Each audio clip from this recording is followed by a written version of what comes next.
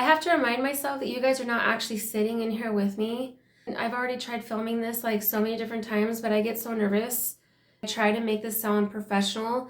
I'm not good at terminology. Trying to make this video sound interesting and legit is difficult for me.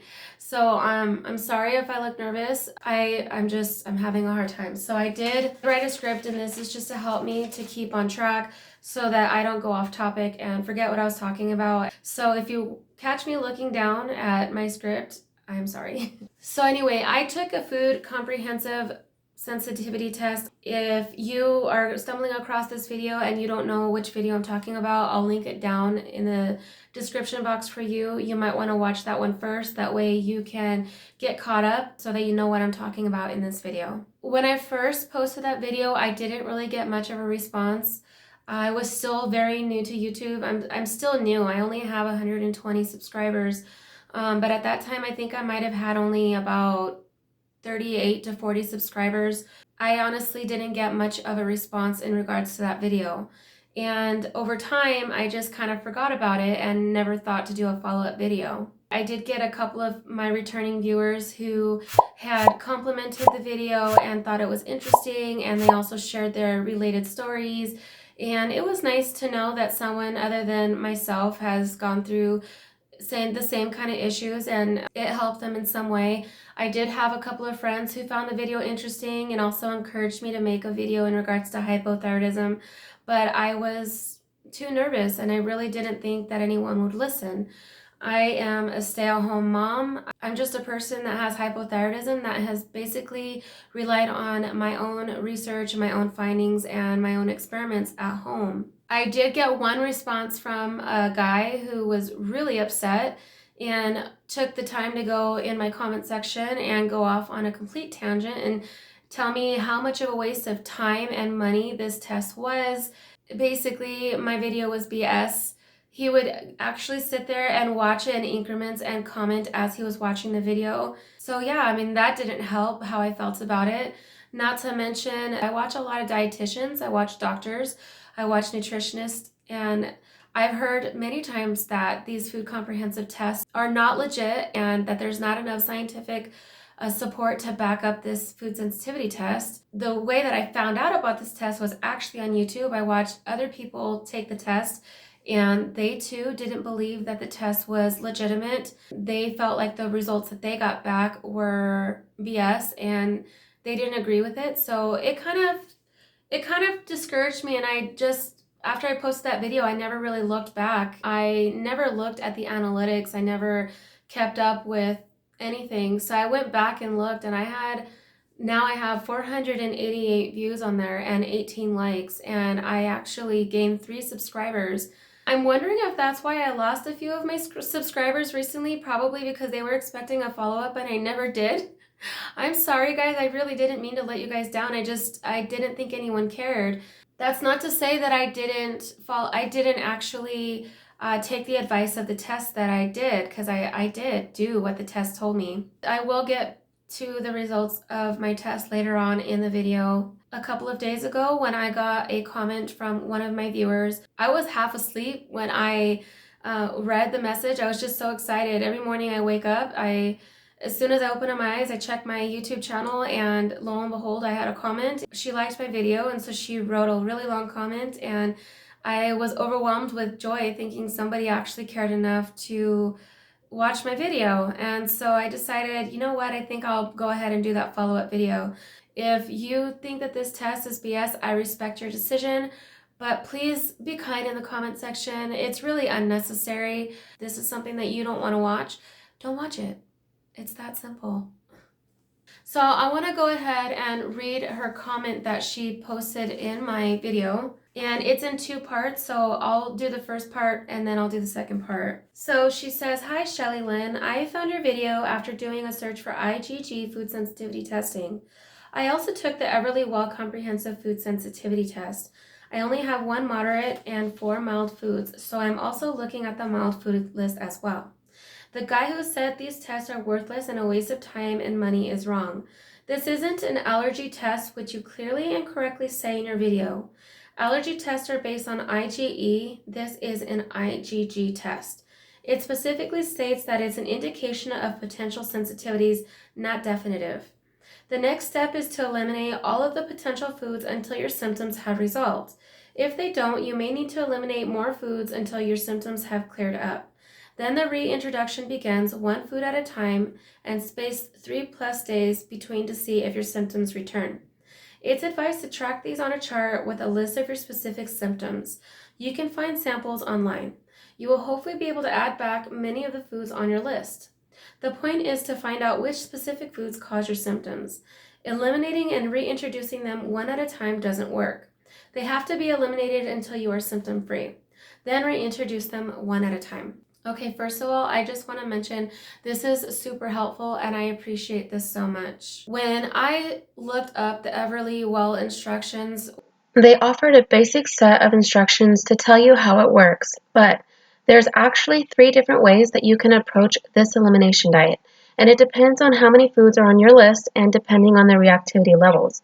So you can choose a quick elimination diet, a phased elimination diet, and a broad elimination diet. I chose to take the phased elimination diet because you're able to break up the diet so that it's not so restrictive, and so I chose to eliminate one at a time every few days. And the way that I took that was instead of eliminating them all at once, you would eliminate one at a time until you have eliminated all of the items on the list. And then you would go 30 days or more, and then you would start reintroducing them back into your diet one at a time. And honestly, I kind of feel like that would be a lot more manageable. But I do strongly encourage anybody who does take this test seriously that you do take this one step at a time as to not overwhelm your body and your mind, especially if you're like me who struggles a lot with anxiety. You really don't want to give your mind too much to think about. But again, I do want to stress the point that I am not a dietitian or a nutritionist or a doctor of any kind. So please take everything that I have to say very lightly. So this is just all based on my own thoughts, my own real life experiences, and my own findings. So I'm going to go ahead and read part 2 of her comment. I also have hypothyroidism. To be clear, that is a symptom. Hashimotos is the disease that causes it. Have you had your thyroid antibodies tested? This is how you determine if you have the autoimmune disease. You can be a hypothyroid without having the disease. Also, there are several foods that those with Hashimoto's should avoid because they can trigger an autoimmune attack, making your hypothyroidism worse.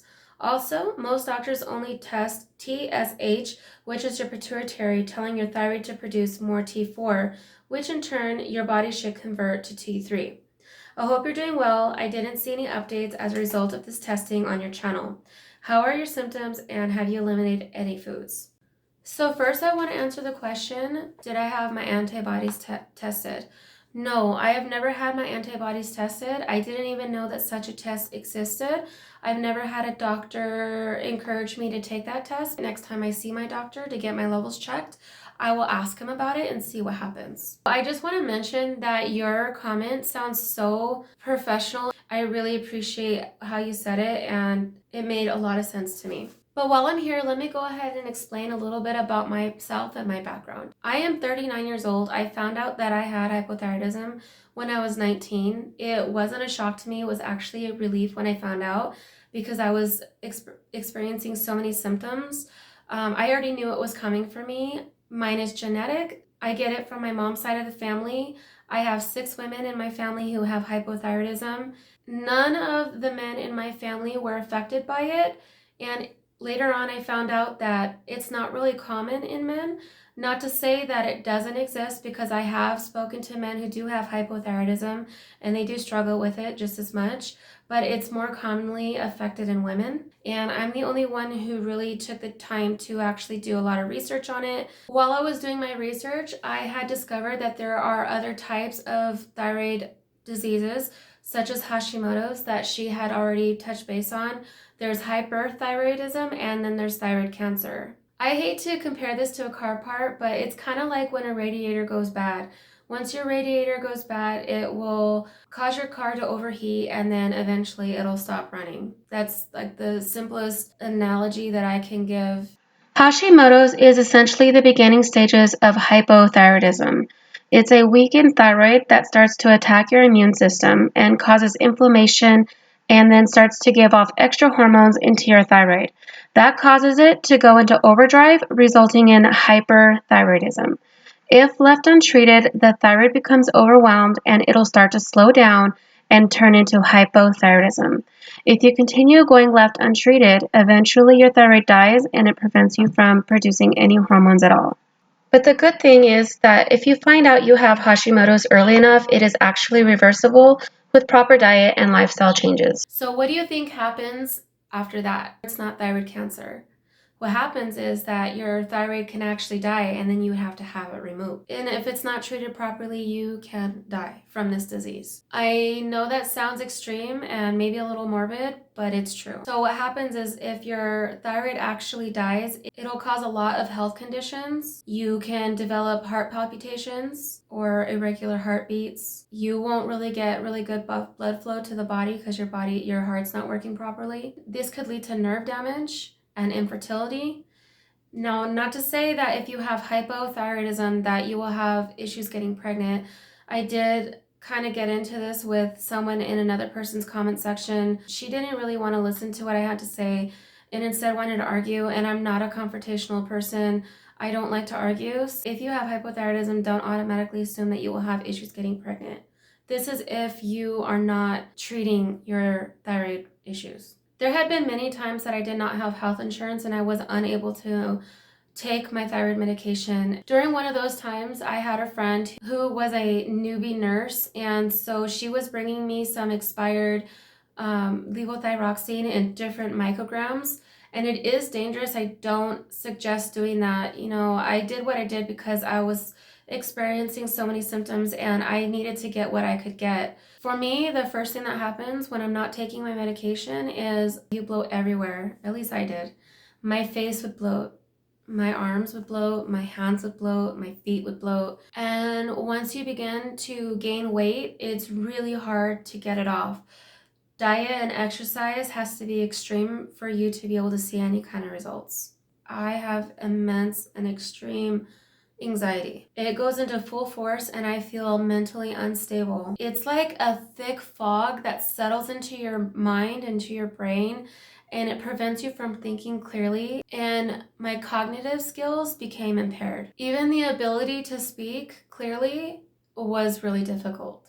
Which this is probably why I believe I have issues completing sentences, losing my train of thought, depending on scripts, and enunciating my words properly. So after that, lethargy takes over the entire body. You have absolutely no desire to do anything. No laundry, no dishes, no cooking, no going out with your friends, no going out to dinner. You don't want to do anything. Putting on makeup and brushing your hair is a task. Taking a shower is a task.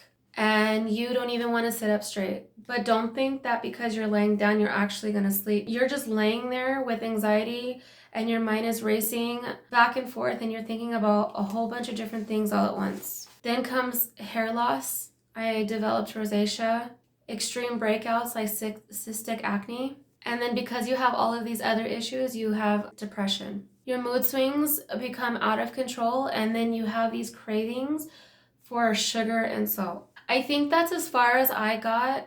I'm sure that there was more. It's just that it's been over 10 years ago. So I can't think of anything other than that, at least anything that was major. I still struggle with balance. I developed tinnitus over time. So I'm sure that there's a lot more other symptoms that could happen. Even with thyroid medication, you're still going to experience symptoms.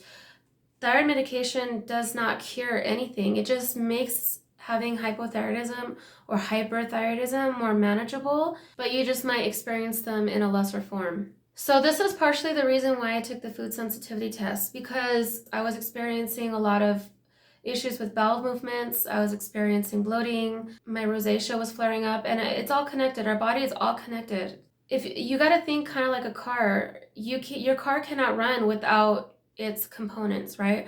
Our body is made of several different components, and when one of them goes out, your body starts to weaken everywhere. And your thyroid is a big source of how your body functions. I hated the restlessness, the inability to think straight. the need to keep moving in fear of slowing down. The tinnitus, when I get flare-ups, it's really intense, and sometimes it'll vibrate so hard into my brain that I feel like I can't open my eyes properly. I develop migraines. Sometimes if I'm looking far out and I'm looking at an object, that object will start to vibrate. It's unbearable sometimes. The cravings for sugar, for energy, and the salt, because we lack iodine, and so I crave a lot of salty foods to give back the iodine into my body. And the rosacea and the cystic acne is painful and embarrassing. I have seen countless doctors. I can't even tell you how many doctors I've seen, and all I've ever heard was, okay, let's check your blood. And they say, okay, everything's fine, you're normal, your TS and your T4 levels look normal, and you're good to go. Or the last one was, well, based on your chart, you must be a diabetic. So she just automatically assumed that I was a diabetic based on my weight. But yeah, they would tell me, just eliminate sugar from your diet. And I'm just like, why didn't I think of that? You know, like the doctors, they just make assumptions, and a lot of doctors don't even really know much about hypothyroidism. Even the endocrinologists these days, they only know what they know from a book. They don't really study their own studies. They just know what's in a lab. They read from a book, and that's how they get their answers, and that's what they tell their patients. I honestly don't feel like I trust doctors for that reason alone. And the good doctors that actually do know a lot about this kind of issue are really out of reach, and they're hard to find. So that's when I started self-diagnosing and self-treating and self-care, and I discovered this sensitivity test, and I thought I'd give it a go. I have been on many diets. I have counted calories, I've cut sugar, I've done Weight Watchers, I've done low carb, I've done it all. I've tried different types of exercises, from weightlifting to cardio to bar classes. I've done everything. I did lose 40 pounds. It took me 2 years to lose that weight with diet and exercise, and that was just by counting calories. Simple. That's it. Just counting calories. After 2 other pregnancies, I was able to drop 10 pounds, but from then on, I always teeter-tottered on that 10 pounds because I fall off track sometimes. I'm only human and I live a normal life, and sometimes it's not easy to be on a diet, especially for the rest of your life. Okay, so now I'm going to get to the point. This is why you clicked on this video. You want to know what my test results were. So in the beginning, I stopped eating eggs and I switched over to just egg. You know, it wasn't bad. I did a whole short video on it. I had 2.5 thousand views and I had 62 likes. I did get 2 comments on it, and one of them was a barf emoji. It does sound disgusting, but it really wasn't that bad. I stopped eating chicken and instead incorporated more fish and beef into my diet. And if you are familiar with my Ibotta videos, you'll notice that I had bought the Banza chickpea gluten-free pasta, so I did go gluten-free for a while. And I stuck with a lot of rice and potatoes in my meals. I also switched over to lactose-free milk, which doesn't count because technically it's still cow's milk even though it's lactose free. And then I started logging all of my exercise and all of my calories into a journal, and I even logged what my moods were like from day to day. I am gonna admit that I took this process very slowly, and like I mentioned before, I think that it's important to take it slowly because I feel like it'd be a lot easier for you to stay on track that way. And I think that worked, and that's the reason why I was able to keep the weight off for as long as I did. So my results were that I lost 10 pounds. My moods and my anxiety had gotten so much better. I had a smile on my face and I felt optimistic most days. It felt great. I felt like I could think clearly. I felt more energized, and my rosacea cleared up, and my cystic acne was not prevalent at all. Like I didn't get affected by breakouts at all. And I even stopped craving coffee altogether. That was up until November when Christmas came and I was doing a lot of baking and I went off track, and after that it was really hard to get back on track. So those 10 pounds over time, up until recently, I gained that 10 pounds back. And I'm still fitting into a lot of the same size clothing, but it's just a little bit tighter, and I feel bloated, and I feel like my anxiety has increased. So slowly but surely some of those symptoms are coming back, but I will say that it's not as bad as it was because I went as long as I did on that diet. And I'm not going to let anyone tell me that this food sensitivity test was a waste of time or worth waste of money. I truly believe that it is legitimate. It helped me, and I'm ready to get back on track and go back on that diet. I think that it did wonders for me, and I want to make a strong point and say, as much as there's no scientific study to back up that this test is legitimate, there's also no scientific status saying that it's not legitimate. Even with everybody that has said that it's not a legitimate test, has not proven to me why it's not. And it cost me $259, which is so much cheaper than if you were to have gone and seen a doctor or specialist to help you with your symptoms. You could be spending thousands of dollars, and instead of having to go out and see doctors that weren't going to listen to me, I spent $259 at home, took this test, and got some answers out of it. Of course, I think that it was worth it. Not to mention that temporary eliminating foods from your diet is not harmful. I like to watch a lot of people who are competitive eaters, and they'll sit there and they'll eat greasy, high caloric foods in one sitting and time themselves. And they do that for entertainment. And I'm just thinking to myself, if people can do that and they're supported by their viewers, then I have absolutely no problem with sharing my experience with this food comprehensivity test with all of you guys. Does that make sense? So even if it wasn't legitimate, what's the harm in taking it? You just might find out some answers that you've been waiting for. This next time going on this diet again, I will take Karen's advice. I'm gonna try it. I'm gonna try and eliminate them all at once and see how my body reacts to that. I'm curious to know. So yeah, I'm gonna do that, and I'm gonna do that for 3 months because I think 3 months is like a key number for me. My body needs that time because I do have a slow metabolism even with thyroid medication. So I'm gonna give it 3 months, and then I'll start incorporating them one back in, one at a time. But this time I'm gonna document it better and take video of the process from start to finish and see what happens. And then maybe I can do an updated video. And I hope that sounds good to you guys and you'd be interested in watching a follow-up video in regards to that. And if it does, please let me know. If you guys really found this video interesting, tell me that you want to see a follow-up and I will do that. My channel is geared towards more to stay-at-home moms or dads or moms to be. I like to share my organizational videos. I do create cake and treat videos as well, and that's just really to showcase my artistic side. I do like to post videos on health and beauty as well. If you guys have specific questions about hypothyroidism, let me know and I can create videos and content for you guys that want to see that. Okay, well, I think that is all for today. I hope that you got something out of this video. I hope I didn't talk too long, and I'm sorry if this video is choppy. I just didn't want to sound like I didn't know what I was talking about. So anyway, if you like this video, please give me a thumbs up. If you want to subscribe and watch other content on my channel, please subscribe as well. And I will see you guys in the next video. Bye.